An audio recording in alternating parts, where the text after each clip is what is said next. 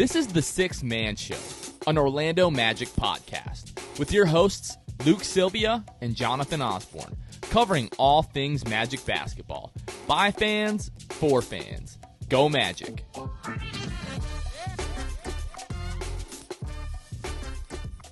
What's going on, Orlando Magic fans? You guys are back with the Sixth Man Show. Today is April 4th, 2022. Jonathan Osborne, my co-host Luke Sylvia, is back this week. Luke, what is going on, bro? Back because my baby is sleeping. Lauren is home in case, that changes. If she wakes up or anything. Last week I was riding solo dolo, so Harper was up and just teething and would not stay down. So we tried to throw up the Kevin symbol, in the sky, but Kevin wasn't available, and so you had to do it by yourself. But you did good. You did a good job. We got it done. Yeah. We do this. Mm-hmm. Yeah. Mm-hmm. We were talking about this in the group chat earlier because we're like, oh, maybe we can get Kevin on, on this podcast. And I was like, Kevin just doesn't, that he just doesn't feel like it sometimes. Mm-hmm. And I know there are people out there like, oh man, I love the episodes that Kevin's on. He has such great insight and has such a smooth voice. It's like it's like a smooth jazz saxophone. You know. Mm-hmm. And those darn idiots at the Sixth Man Show, Jonathan and Luke, they don't want to let Kevin shine. They don't want him to come on the podcast. We ask Kevin all the time. He's like, I just don't want to. No. So it is what it is. We love Kevin, but we told Kevin when we brought him on. We said we would we would love to have you join the team. And right off the bat, we made it very clear that we'd like it to just stay Jonathan and I, at least for now, whatever, do a 2-man thing, but have you on every now and then. But we had no idea how bought into the process Kevin already would be, because we like you said, we try to have him on as a third host, and he just doesn't have it. He likes to edit, and that's like what he would more so like to do, track the analytics of the show and the downloads and views and all that kind of stuff.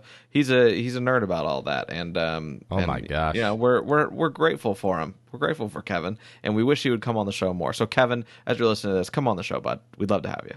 Yeah, just it is what it is. We try and we try and we try, and he's like, nope. And he finds it funny that we ask and he says no. So yeah, this probably is not going to help our cause. No. Luke, you got some big life news that I think some of the listeners might be a little bit excited about. I know I'm excited. Yeah. So Lauren and I can officially announce now that we've told pretty much all of our close friends that need to know in our family. We are making the move back to beautiful, sunny Florida. So we will be making that move here probably in August. That's when our lease ends. Maybe July. Not sure yet. But it means a lot for the, in the case of what we can, what I can do for the Sixth Man Show. It's killed me not to be a part of, watch parties, things like that.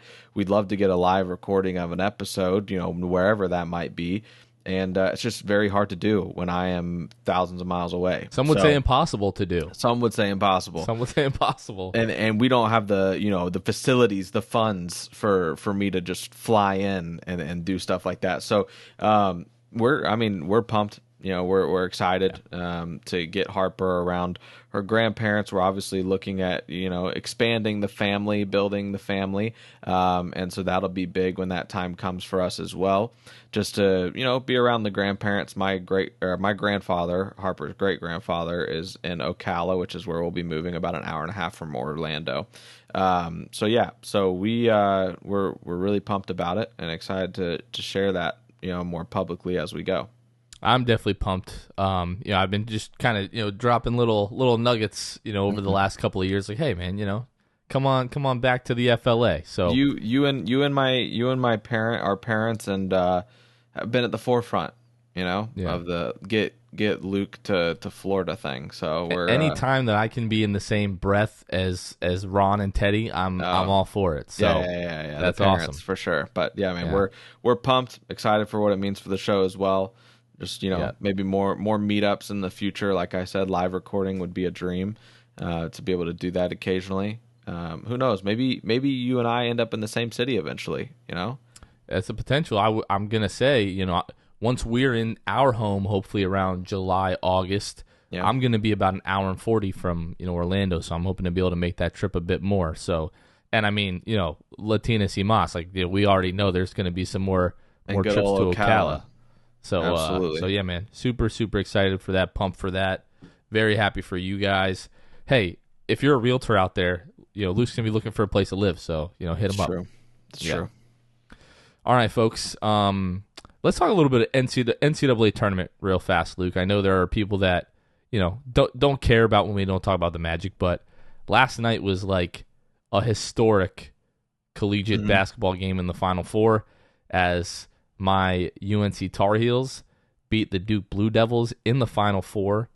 It's crazy that UNC and Duke have never played in the NCAA tournament at all before yesterday, and it just happened to be in the Final Four. Coach K's last year, and I was definitely sweating that entire second half. Yeah. It just, Duke was clearly the more talented, the bigger team, the faster team, the stronger team. And Caleb Love down the stretch was just like, nah, we are winning this game. And it's just great because the Duke fans in my life, I can just hold this over their head for eternity. Yeah. Like it's been statistically, when are you guys going to meet in the tournament again? It's not going to happen for a long time. Exactly. And game. in the Final Four nonetheless. Right. So it's just a incredible game. I mean, I know there are a lot of people that didn't have a rooting interest one way or the other, and just so many people were saying it was one of the best college basketball games they've ever seen. Yeah. It was great to come out on the winning end of that. And what I will say, Armando Bacot struggles from the field, 3 of 10, gets to the line 8, shoots for 8 free throws though. Goes 5 for 8 from the line. Looked like he tweaked his ankle or whatever it was down the stretch, and he ends up coming back into the game. 21 rebounds for Armando Bacot. So him and Caleb Love were just incredible. I mean, Armando, arguably should, and even Coach K said this to Armando after the game, that Armando should have won ACC Player of the Year. He did not. But Armando has not had a great tournament run for the Tar Heels so far. Go back to round 1, 17 and 10, 46% from the floor, 15 and 16, 40% from the floor. Game. What's that? He's doubled every game. It's just his from the floor. Yeah, he just hasn't been as efficient as he was in the regular season and in a couple of these games. Obviously, last night, but 21 rebounds is huge. But really, the first few games of this tournament, Armando's been steady, but Brady Manick and Caleb Love have just been. And Brady kind of had a rough shooting night last night, but especially Caleb Love. It was, 28 points in the second half against UCLA. I think it was 21 or 22 points in the second half last night against Duke. And it's been a super fun tournament run. I know you and I talked right before the tournament started, and I was like, I'll be happy with an Elite 8 or a Sweet 16 berth, just because they were up and down. A lot of the season got hot at the end, and now Monday, or when you guys are listening to this tonight, they take on Kansas for the national championship game, and I'm definitely worried about the emotional letdown. You just beat your arch rival in the Final Four, and now you've got to go play a super, super, super good Kansas team. So we'll see what happens. But I told you guys last night that winning that game last night was in my heart the equivalent of winning a national title. How would you feel if you guys beat FSU in the college football playoff to go to the national championship game? Yeah, it'd be big. It's almost big. As good as winning a national championship. So I know Cole Anthony is going to be excited for that game. I know Wendell Carter was not happy about the way that game ended, but that was a lot of fun. All right, let's talk really quickly about our patrons. So we have a group of great folks that help financially support the show, help us do what we do, help us to do things like meetups and different events and stuff like that. So we like to shout them out on every single one of our episodes. If you'd like to join this group of wonderful human beings, you can find us at patreon.com/the6manshow and subscribe to one of the 3 tiers that we have there. A special shout out to Rich Ammons, who has been supporting and listening to the show since day one. One of the first ever listeners of the 6-Man Show, has always been supporting us and showing us love on Facebook over the last few years. So super, super big thank you to Rich. our newest patron actually this week. So thank you so much, and we'll go ahead and shout out the rest of our patrons: Court Cousins, Drew Gooden, Armin, Keith Garcia, Zico, Carson Tulo, Nathan Lynn, Ellis, Jonathan Borges, Norm L, Magic Player History, Julio, Bailey, Matt Lyman, Eric Segovia, Gabe Gaines, and Bo Outlaw Fan. Thank you guys so much. You guys are seriously, seriously awesome. All right, Luke, let's talk about the weekly state of the Orlando Magic. Your Orlando Magic went 0-4 on the week with a 107-101 loss in Cleveland to the Cavaliers on Monday, a 127-110 loss in Washington to the Wizards on Wednesday. Some W alliteration for you folks out there. A 102-89 loss to the Raptors at home on Friday, and a 118-88 loss to the Knicks at home on Sunday night. This week brings the Magic to a record of 20-59. They have the worst record in the Eastern Conference and the worst record in the NBA. They're tied with the Houston Rockets there. Coming into Sunday, the Magic were 30th in offensive rating, 18th in defensive rating, 29th in overall net rating. Luke, since the All-Star break, the Magic are third in the NBA in defensive rating. Quick look at the injury report. Jonathan Isaac still out. Bull out. Wendell Carter Jr. with the wrist sprain. Jalen Suggs with the ankle bone bruise. Franz Wagner tweaked his ankle 20 seconds into the game Friday night against the Raptors, so he's out now. Admiral Schofield is out. He's dealing with what they're calling a knee contusion. And now Cole Anthony played 2 minutes in tonight's game against the New York Knicks. Then he left with a sprained big toe. So who knows if we're going to see any of these guys the rest of the season here.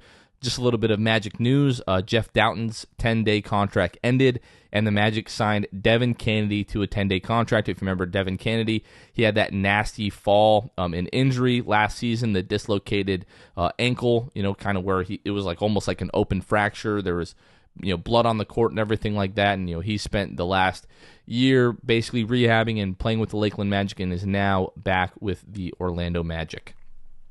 It is that time of year, Luke, where we are looking forward to the NBA draft. Last night, we got to watch Paolo Banchero against the UNC Tar Heels. And, there was nothing that Brady Manick could do to stop Paolo. There are folks that still have questions about whether or not he's going to be a good or decent NBA player. And in my opinion, you watch this kid for 5 seconds, and you can tell that he is going to be just fine. So right now, again, the Magic do hold the number one odds for the top pick in the NBA draft. They sit atop. Houston is playing right now, and I believe they are losing. So if that result holds true, then once again, they're down 124-102 to the Timberwolves with 8 minutes to go. So the Rockets will most likely lose. They'll be 20-59 as well. So both of those teams, we're potentially looking at a coin flip, essentially, to see who is going to have the number one odds, or who is going to fall, or who can fall less far, I guess we could say, Luke. But every week we go to tankathon.com. We run the NBA Draft Lottery Simulator, and we talk about the result because the lottery really is a crapshoot. I run this every single day now. We've gotten tons of different results. We've ended up 6th a bunch, 5th. Last couple of days we're finishing like 2nd and 3rd. So we run this once, and then we're going to go ahead and break down the results here. So I'm going to sim the lottery. And the Magic fell to 5th, Luke. San Antonio jumps up 8 spots to number 1. Charlotte jumps 12 spots to number 2. Sacramento jumps 4 spots to number 3. Oklahoma City jumps or falls 1 spot to 4, and we end up 5th, with Houston finishing 6th. So, again, that is really not what we want. And in a mock draft, that would have us taking Keegan Murray, power forward out of Iowa, 26.5 points per game this season, the sophomore from Iowa. I know there are a lot of Magic fans that if we do end up dropping out of the top 4, Keegan Murray is one of the guys that they would have their eye on, Luke. But, again, 5th is not where we want to end up. Yeah, I'd rather not. I don't want to do that. I don't want to do that.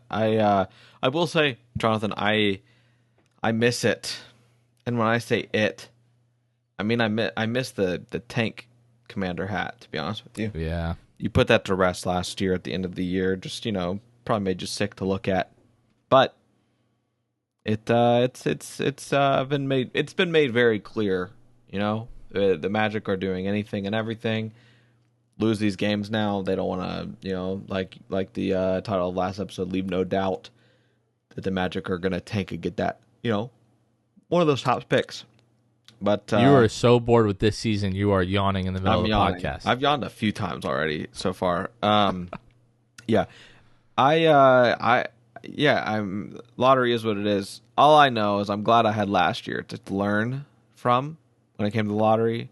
So like on lottery day, I won't like wake up feeling like it's Christmas, like I'm nervous but also excited. I'm just gonna be like nervous with no vomit all over myself, nervous. Yeah, like no expectations. I'm not gonna go into it thinking the Magic are getting a top 3 pick. I'm just not gonna do that to myself. I think I'm going to go into it thinking that we're going to be screwed. And if it happens, be like, see, I told you. I knew this was going to happen. And if it doesn't, then I'll be pleasantly surprised. I mean, Tankathon has told us a lot of things. So you might hear my daughter crying. And that's because she woke up. So, teething. But we've got Lauren tonight. And she's a superhero. And so we can keep recording, Jonathan.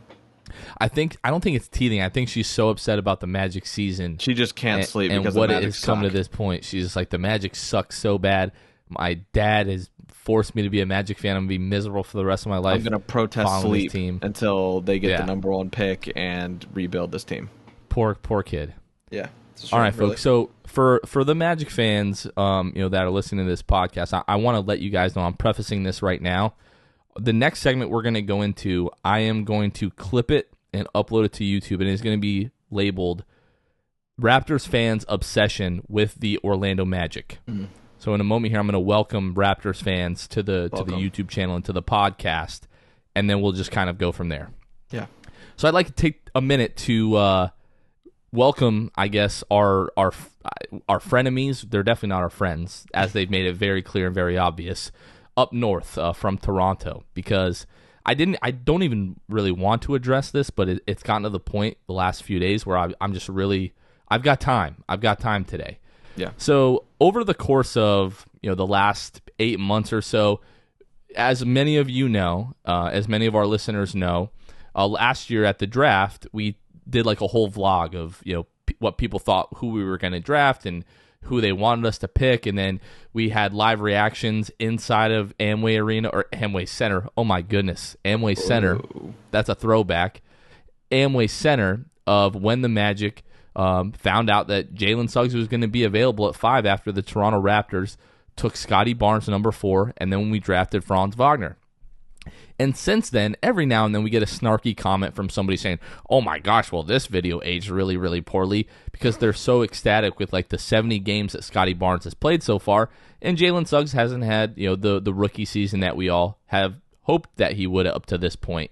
Now, there's a lot of you out there, I would say the vast majority of Raptors fans that come to the channel and like, oh, you know what? We're happy that it worked out for us, and if you guys think that it worked out for you, that's great as well. But there was, I don't even remember the kid's name on Twitter, who, first of all, if you're going to take somebody's content that they've went through the trouble of uploading and creating for people, and you're going to post that to social media at any point, you should credit them. But second of all, and mostly, especially if you're going to try to troll them, meme them, and criticize them, if you're going to talk trash, tag us, please.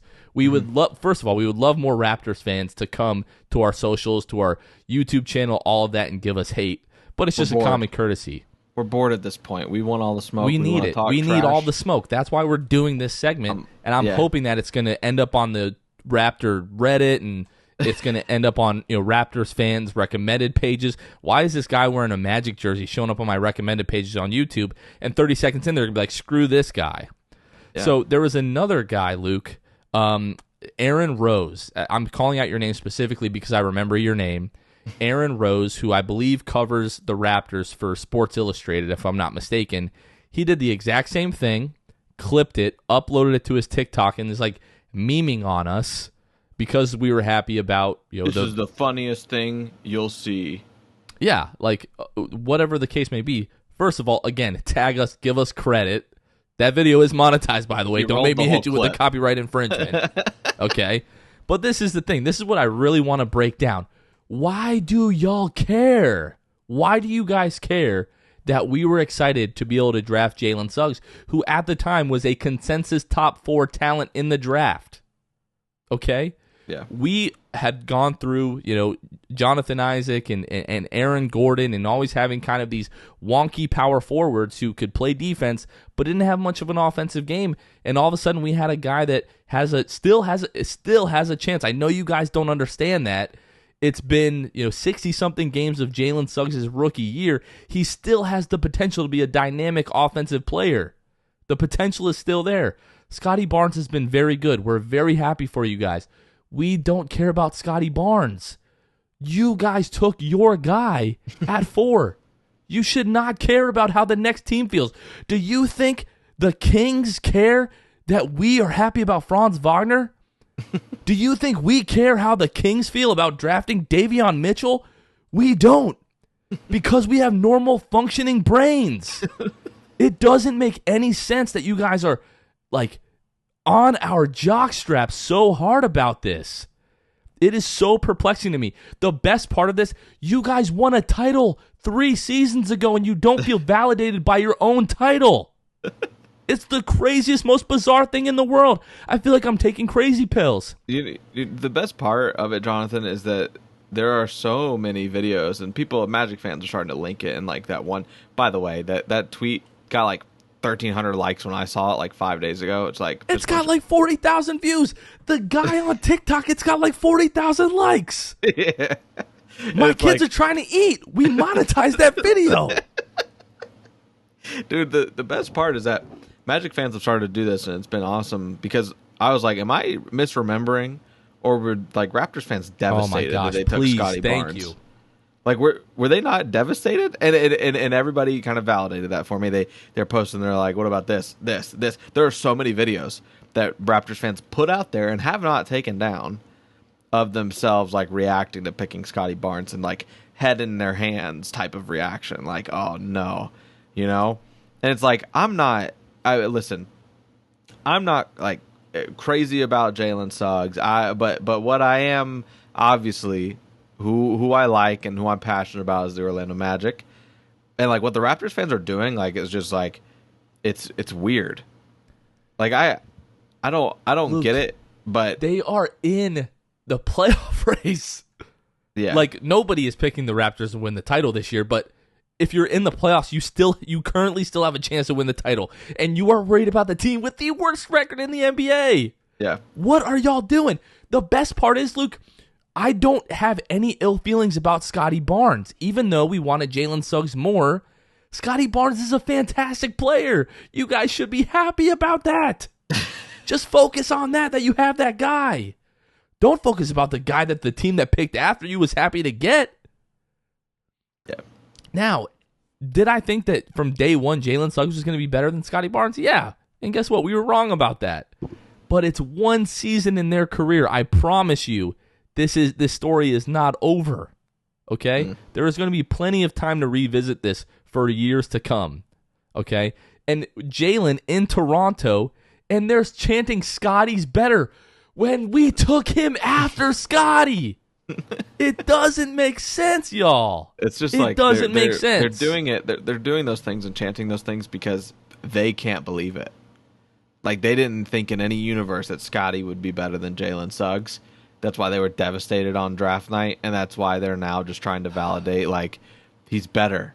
It's like, yeah, right now I absolutely agree he's better, but like it just doesn't make sense for all the reasons you've listed, obviously. But it is what it is, and I think we're gonna have fun with the Scotty stuff. And you know what the best part is, Jonathan?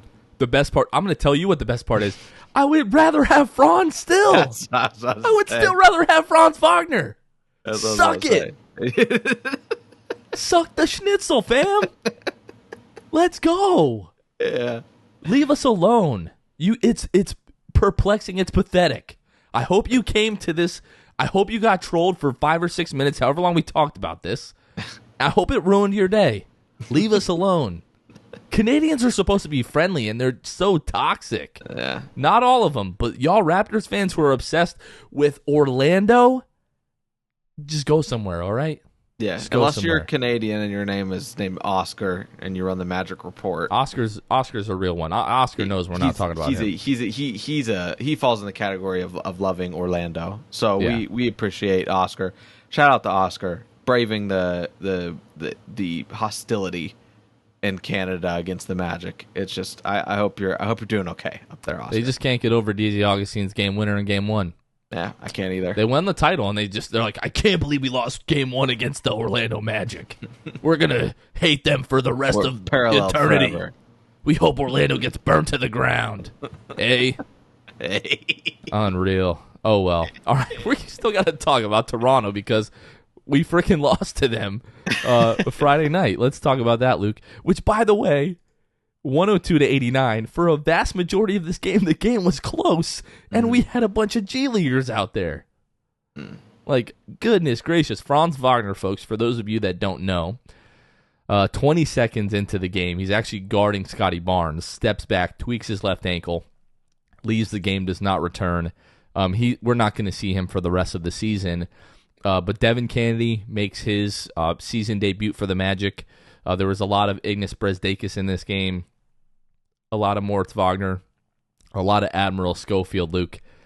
This is just like, I was just sitting there watching this game, and I was completely miserable. And I'm sure there are some Toronto fans that might be happy to hear that, but I was just completely miserable because we're at the point of the season, Luke, where sure, we could sit here and we can break down, these games. We can look at the box score and we can say, the Magic, yes, they shot better, from the floor, than the Toronto Raptors. Yes, they out-rebounded the Toronto Raptors in this game. But then when you look at the 19 turnovers to 10, yeah, the Magic shot better in this game. You still lose the game. We could sit down and we can break down all of this.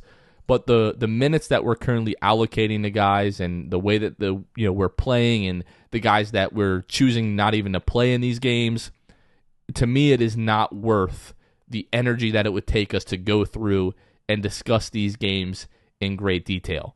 We are just at the point of the season where the Magic are in full-on tank mode, have just turned it all the way up to 100, and they are trying to lose these games.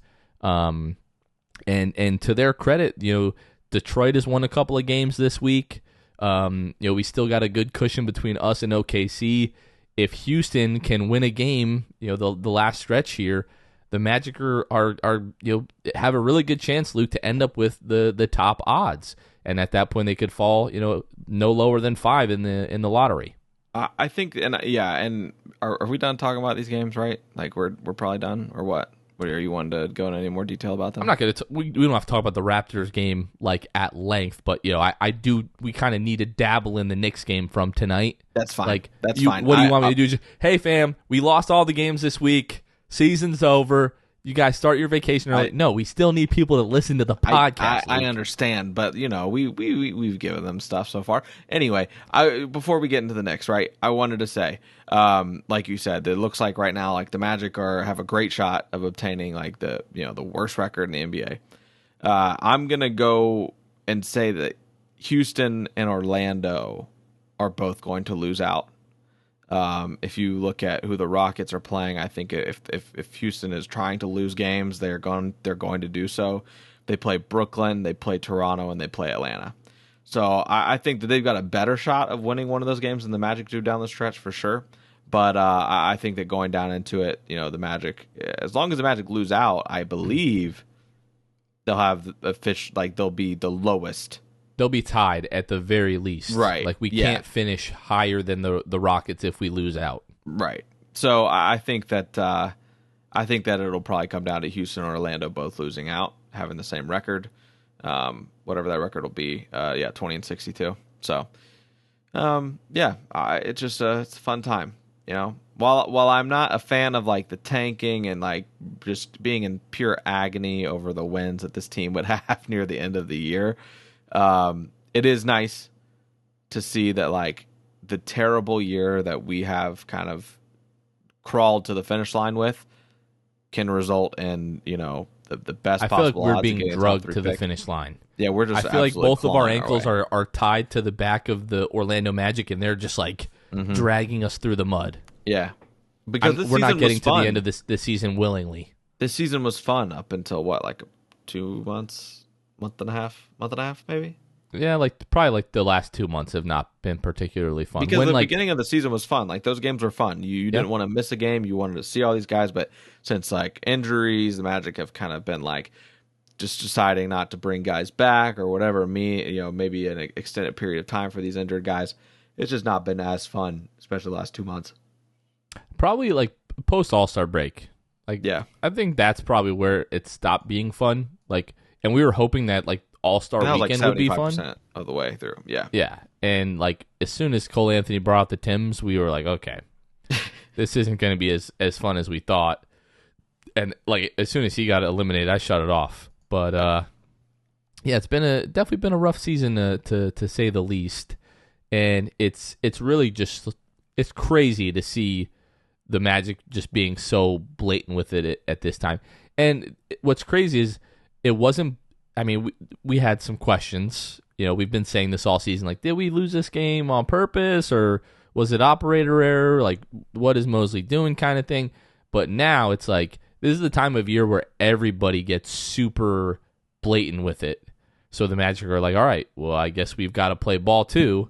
And now they're just like, we're gonna sit everybody. If you sneeze, you're out. You know, for the rest of the season at this point, which really sucks. I mean, this is the last thing I guess we can say about the Raptors game. Like Franz going out playing 20 seconds in that game, and I put up a poll right after the game. I was like, I just want to get everybody's feelings on this. I knew how I felt about it, but I was like, we're not going to see Franz the rest of the season, are we? And I'm scrolling back through our Twitter just to see kind of how that ended up, how the result of that poll ended. And I'm having a tough time finding it. But I know, like, after 10 minutes or whatever, it was like 85% of the vote. Everybody thought that he was going to be out the rest of the season, and it sucks. You know, he had played, 77, 78 games up to that point, and he's so close to completing the Ironman, which, guys, you know, it's a big deal to do that in the NBA in general, but especially as a rookie to do that. And I just have a sneaking suspicion that if he had to go, he'd be able to go right now. And the Magic, obviously, this part of the year, the priority should be to get guys to the offseason healthy, you know, for us. Yep. But it just sucks that he was really, really close to being able to do that, and now we're just like, nah, fam. Like you're gonna sit the rest of the season. Yep. All right, Luke. Let's go ahead and break down this Knicks game just a little bit, because it was fun for like the first let's see, like 21 minutes. The first like 21 of this game was pretty fun. Seconds to the point. No. Well, I mean, Cole went out. Hey, give him some credit. He was out there for 2:38 before they yanked him. Oh, all right. Okay, yeah. He's another one that I think, you know, if he had to go, could go. But no, like the first 21 minutes of this game were fun and it was close. And then the Knicks go on like a 9-0 run the last couple of minutes of the first half. The Magic are down, I believe, 10 at the half. And then within like 9 minutes of the third quarter, the Magic are down 20.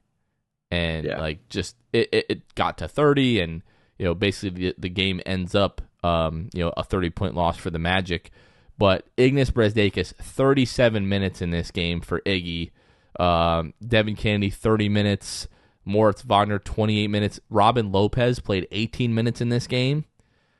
Cole Anthony, like you mentioned, yanked after 2 minutes and 38 seconds. We only see 20 minutes of Chuma Okeke in this one, and that just kind of all goes to show you like the tank was on. Now, for the Knicks, you know, this game doesn't really matter for the Knicks either, as now they've been eliminated from playoff contention. But, you know, they still played pretty hard. Evan Fournier had a woof of a game against the Magic. He had a stinker tonight, but it's good to see Evan back at Amway. RJ Barrett, 27 points. Is RJ Barrett good? I like every time I feel like the answer is yes, then he has like a 2-month stretch where I'm like, the answer is no. And I feel like now we're in that stretch again that like the answer is yes right now. Like I know specifically after the All-Star break, he's been averaging pretty close to 25 a game. And you and I talked about this. Let's talk about the Knicks for just a moment here. It's like, which way do they go? Because, you know, the signing of, you know, Julius Randle or the extension, whatever it was, you know, it says win now, but now it seems like they're just not a good team, even with Julius Randle healthy. So do you just you signed Evan Fournier, you're probably not going to be able to move him off of that deal, but do you just go all in on like the RJ Barrett, Quentin Grimes, like Emmanuel Quickly, Obi Toppin group, and just kind of tank or try to accumulate some assets and see what you can do? Or do you, in typical Knicks fashion, be like, oh, we're just one star away, and you talk yourself into signing LeBron James after the end of next season or something like that, like they always do? Yeah. They've got a weird dynamic. I mean, like you said, it's you don't really know where you should go. I think they need to address their point guard struggles, right? I know that I've talked about them before. I've got Knicks fan friends. They are very frustrated seeing Alec Burks run the point guard position. Burks played good well tonight, by the way, though. 19, 7, and 6. Had a good game. Emmanuel Quickly, is he going to be the point guard of the Knicks' future with 30 or 20, 10, and 10 tonight? I don't know that that's the case. I don't know what they do. They've got some interesting ways that they can go. But yeah, Jonathan, you talked about it. Julius Randle, man, he just signed his extension or whatever. He signed his extension. This year is making 19, but next year is the start where he's making 23, then 25, then 27, then 29. That is not easy to get off your books. Some would say impossible. I mean, especially with that increasing, right, year over year by $2 million, and he's not a free agent until 2026. I mean, if you're a Knicks fan, I just feel like that would make you sick. Like it's not like, from a statistical standpoint, Julius Randle has not, like, it doesn't look bad, but if you watch Julius Randle play, there's just games where he doesn't care. Like he takes forever to get to the other end of the court. He's not maximizing his opportunities, and it's crazy to think that the Julius Randle that we saw last year essentially just backpack the Knicks to a 4 seed and then disappear in the playoffs. He's not been the same. He disappeared. Trae Young owns MSG, and that was that. And then it's crazy to me that now the Knicks look at themselves as being eliminated in the worst spot, and I believe in the NBA, right? Like, you're not bad enough to get a top pick, and you're not good enough to make the playoffs. Not even good enough to make the play-in. And you just signed your guy to an extension where he's increasing by $2 million year over year. The Knicks are in a terrible position, and luckily they've got RJ Barrett. But I want to jump in here. I want to make our Knicks friends feel a little bit better here. So next year, John Wall is going to be making $47 million. 2023, 2024. Let's see. Are there any crazy bad contracts? Jimmy Butler's going to be making $45 million. Gross. Rudy Gobert, $41 million in 2023, 2024. 2024, 2025. Let's see. Jimmy Butler, $48 million. Gross. Let's see. 2025, 2026. Again, Jimmy Butler, $52 million. My goodness. They're going to have 80-something million dollars between Jimmy Butler and Bam Adebayo in 2025, 2026. In 2026, 2027, Michael Porter. All right, that's not that bad, but man, there are some bad contracts out there. There's some stuff to really feel bad about. Move it. Oh my gosh, 2025, 2026, Rudy Gobert, $46 million. Good grief! I hope the cap keeps going up for some of these teams because some of those are gross. But hope the Knicks feel better about Julius Randle with some of the contracts I just laid out, because some of these teams are going to be pretty rough off, it seems like. So, all right, Luke. Let's talk about the week ahead. The last week of the season. We're just kind of trying to get to the finish line here. Tuesday, at home versus the Cavaliers, 7:00. Thursday, you're at Charlotte, the last road game of the season. That game's at 7:00, and then Sunday, April 10th, at home versus Miami. The time for that game has still not been announced. We're waiting to find out when that's going to be. I would like to go to that game, but yeah, just kind of waiting to see when the last game of or what time the last game of the season is going to be. That's going to be Fan Appreciation Night at Amway. I'm just going to say 0-3, but I want to take this 0-3. Yeah, I want to take this FaceTime that I've got right now to give a shout out to somebody that I miss. That I miss on the court, Jonathan. It's been 6 long, hard games since I've seen Gary Harris. Been that long? They're holding my dog out, and I miss him. And I don't think we're seeing him the rest of the year. They were doing that whole like Gary misses, then T. Ross misses, and then Gary Harris misses, and then T. Ross. Now it's just like Gary's just done. They said Gary's too good for the tank. Well, before tonight, Terrence missed the last few. Okay. No, wait. It was like alternating almost, but yeah. But Gary's been out a minute. Yeah. Yeah, Gary hasn't. Well, you played. might not ever see Gary again, which is the unfortunate thing. I mean, I'm just saying we don't know. I don't think it's. Listen, I'll say I have warmed up to the idea of him coming back, but there is the chance that we've seen the last of him in a Magic uniform.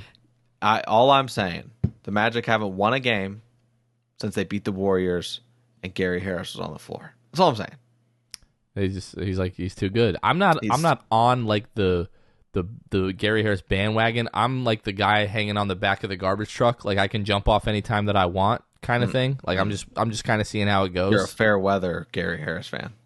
Yes, that is accurate. Yes, absolutely. If you have listened to any podcasts this season, even if it's only been like 30%, I think you could tell that I'm a fair weather Gary Harris fan. Yeah, I mean, if he's playing well, I love him. If he's not, get off my team. I think you kind of feel like that about anybody, though.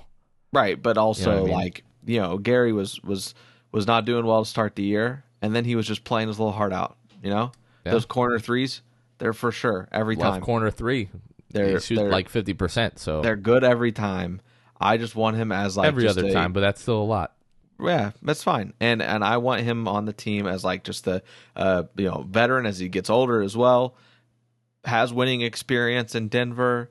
I would love to keep him on the team just for him to knock down threes and be a voice in the locker room. I would love to see him. So Gary, if you're listening, I miss you, buddy. He's definitely not listening. He put this in his blocked podcast list months ago. Definitely doesn't listen.